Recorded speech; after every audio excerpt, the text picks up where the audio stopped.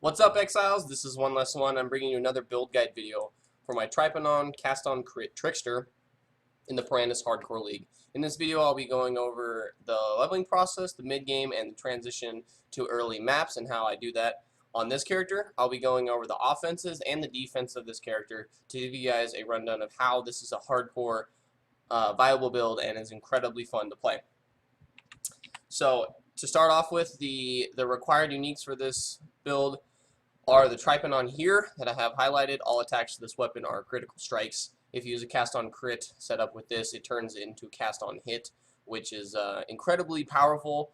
The only downside of this is the reduced attack speed, but we use Cyclone to circumvent that because Cyclone attacks really fast, and we scale some of our frenzy charges to get more attack speed and more damage, which I'll be going over a little bit later in the talent tree and my gear setup.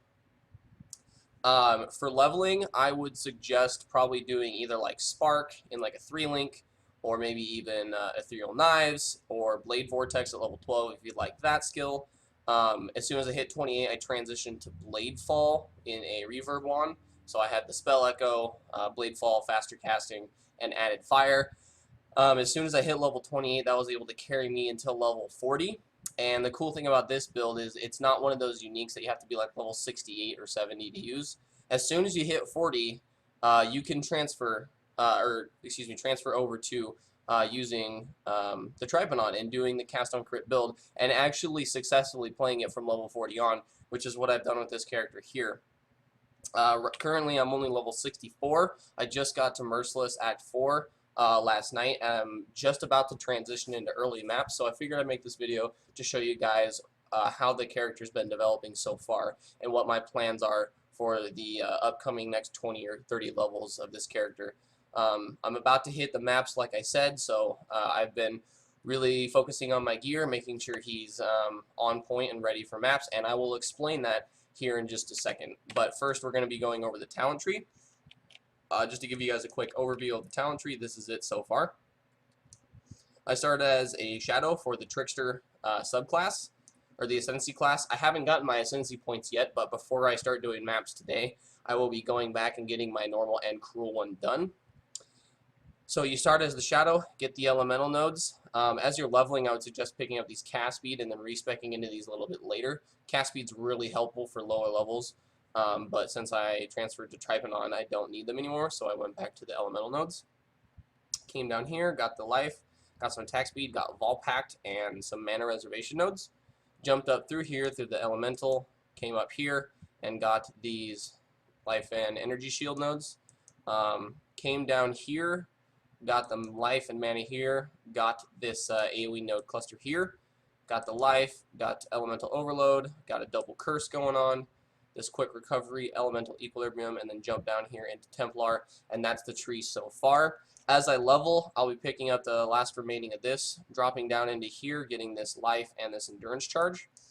And then potentially coming down here if I have enough points. I'm not quite sure yet. We'll see where that goes. But this build is going to be a Mind Over Matter, Eldritch Battery, Ghost Reaver build, and that's kind of where the defenses start for this character. So I'm going to be having roughly about 5,500 life, I would assume, in this character. I have about 200% max life on the tree planned out, plus about 100% max ES, which I will be converting it into Eldritch Battery here, so it protects my mana. And then I'll be using Ghost Reaver, and that's why these random points are sitting here, because I'm getting ready to transfer over to that within the next 3 levels, so I'm really excited about that. Also, the Mind Over Matter. Anyone that's played EB Mind Over Matter, Ghost Reaver knows how incredibly powerful that defensive layering is. And if you have a high ES pool plus a high life pool, you can have like an effective health pool of like 7,000 something, which I'm planning on having with this character. Elemental Overload, amazing. You're always critting, so you're always having this up. I don't scale crit multi, but I promise you, you don't need it with this build. If you come down here and get Elemental Equilibrium, this skill with Trypanon and Elemental Overload gives you all the damage you ever need in the build, even into late maps like tier 12, tier 13, where this last character was. When I was playing this last, I had almost no damage scaling besides the couple area nodes here and the starting elemental nodes here. Besides that, I didn't scale anything whatsoever. I just went pure defensive, and I was able to kill things insanely fast. The damage is taken care of. So for the offenses, for gear, I just have some pretty decent gear from leveling and other characters that I've had. I'm using Gold Rim still just because it's great for resistances. Just some whatever gloves and some decent rings and whatnot. I have this 5-link. I bought this for like 2 chaos. It was really cheap. It's got decent ES on it, which is what I was going for. Max life roll and some dex. It's whatever. I didn't really need the resistances, so I just went with this. You don't have to have a 5-link for this build to operate. You can do it on a 4-link. My personal setup that I found the most effective is Shock Nova, Ice Nova, and Flame Surge. And I do that because I scale the AoE. Shock Nova is awesome, gives you 20% chance to shock. Ice Nova creates chill ground and freezes. When it does crit, it has a small chance too. But really the big damage comes here from Flame Surge. So the 50% more damage against burning enemies is really awesome. It says you can't ignite, but I circumvent that by using a ring with added fire damage to attacks. Since you're always critting, you're always applying that ignite. Now it's a very small ignite because you're not doing a large hit, and that's what scales the ignite, is proportional to the damage you do to the monster.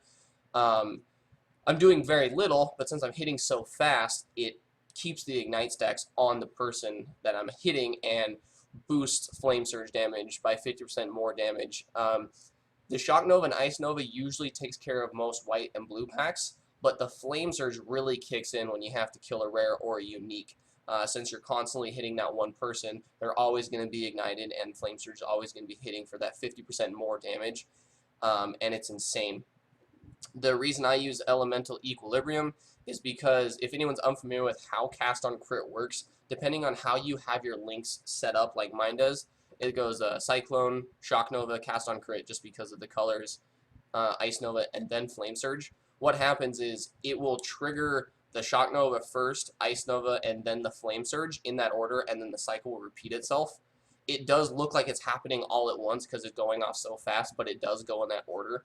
So Elemental Equilibrium is really good because every time one of the spells goes off, it allows for the next 2 spells in the sequence, the Flame Surge and the Shock Nova, to hit for 50% reduced resistances on the enemy. So you're constantly hitting an enemy with 2 out of your 3 spells that have minus 50 resistances.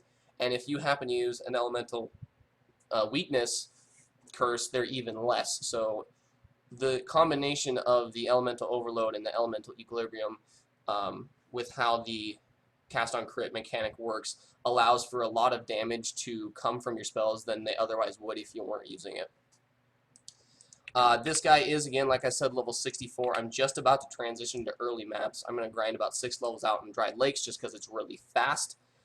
When I hit level 70, I'll be doing some maps later today. I'll be streaming, so if you want to come by and ask me some questions or see what it is, you can.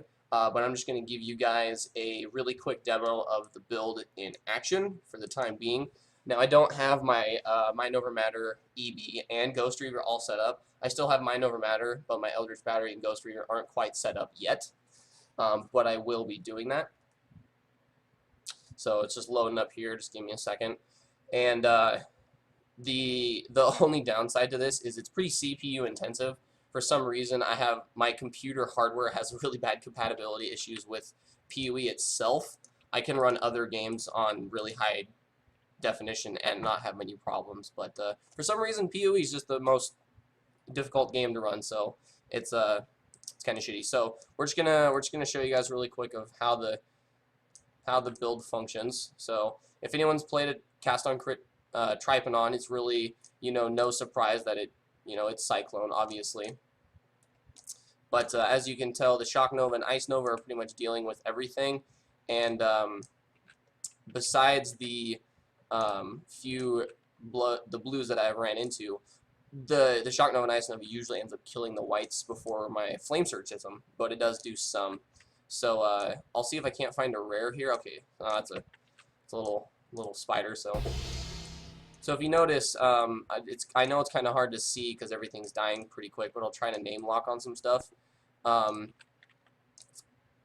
the damage from Shock Nova and Ice Nova is good, but as you're playing this, you'll realize with the Flame Surge when it hits, is the monster's life will be going down steadily, and then all of a sudden they'll take a huge hit, just because of how much damage Flame Surge can do. If I go to my Flame Surge here on my tab, the average use is 1,100 per use, and that's before any resistance calculations and the 50% more damage if they're ignited.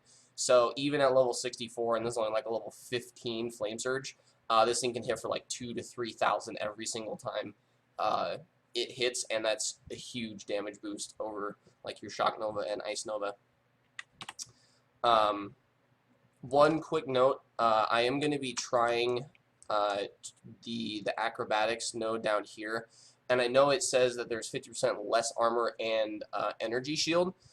I'm going to be trying this out. I'm not sure if it's going to be in the final version of this build, but I'm figuring if I can get acrobatics and still have around 1,500 ES after the reduction, that will be plenty, because the amount of layered defenses on this with the Mind Over Matter, Eldritch Battery, Ghost Reaver, your energy shield's always going to be high, plus the acrobatics and the phase acrobatics. I think there's going to be a lot of layered defenses on this guy, and he's going to be even more hard to kill than my last Trypanon character. I felt almost invincible on that guy. The only reason I died is because I got hit by a Dom Smash. I was just being careless, and I took a punch, and he killed me in one shot, and there's nothing I could do about that. But I'm figuring once I get all my gear situated and get all my links set up, I think this guy is going to be a super successful build. The 6th link that I would suggest doing, you could add a 4th spell in there if you'd like. You really don't need it. That's the good thing. You could add like Controlled Destruction or Elemental Overload if you want to, or Elemental Focus. But I would really suggest doing a Life Leech gem. I know it caps out at 2%, and I know that doesn't seem like a lot, but on top of doing a Blasphemy setup with like Warlord's Mark like I'm doing, 4% instant Life Leech can keep you alive through a lot of really hairy situations. And I can honestly say I lived as long as I did on my character probably due to the fact that I had that leech. So if I was to do a 6th link on this build like I did on my last one, I would definitely suggest doing a Life Leech gem setup. But that's going to be it for me today, guys. Thank you so much for watching this video. If you have any questions, you can leave them down in the comment, or you can shoot me a message on Twitter at 1less1_MP. I will be streaming this build today over at twitch.tv/1less1 if you want to come by and see the build in action, maybe see it in some early maps, maybe get a feel for it, and see if you'd like to play this build. If you've never played a Trypanon cast on crit build, I would highly suggest doing it. It is a ton of fun, and I promise you will enjoy it. That's going to be it for me today, guys. Thank you so much again. I will see you next time.